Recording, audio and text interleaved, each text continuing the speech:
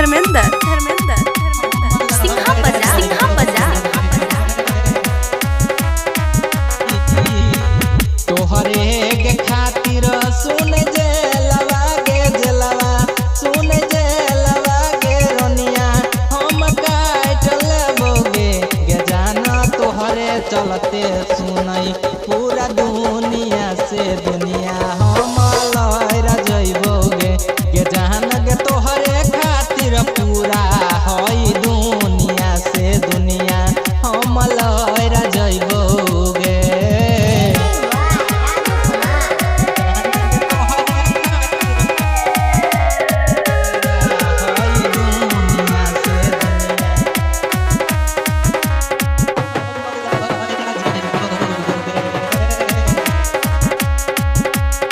चाहे कतनो पुलिस प्रशासन रहते पड़ल पछाड़ी गे लैर जेबै सुने गे रनिया प्यार में आगारी गे।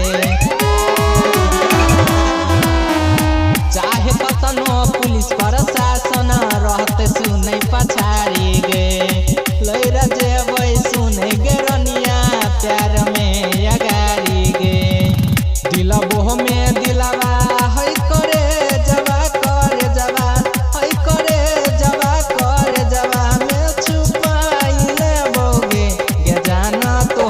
चलते सुनई पूरा दुनिया से दुनिया हम लहरा जइबोगे गे जान गे तोहरे खातिर पूरा हई दुनिया से दुनिया हम लहरा जइबोगे।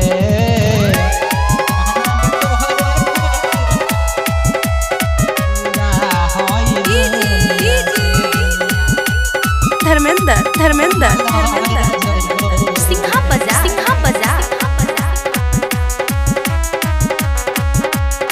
चाहे किया ने ललते जाना सुन हमर परान गे ऊपर जाकर हम भगवान से मंगबे खुश रहे हमर जान गे।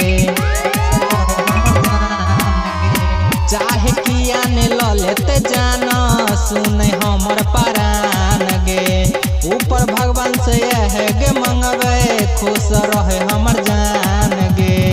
दुनिया तो दुनिया हई प्यार के दुश्मन हई प्यार के दुश्मन सुन बन गेलै गे जाना तोहरे चलते सुनई पूरा दुनिया से दुनिया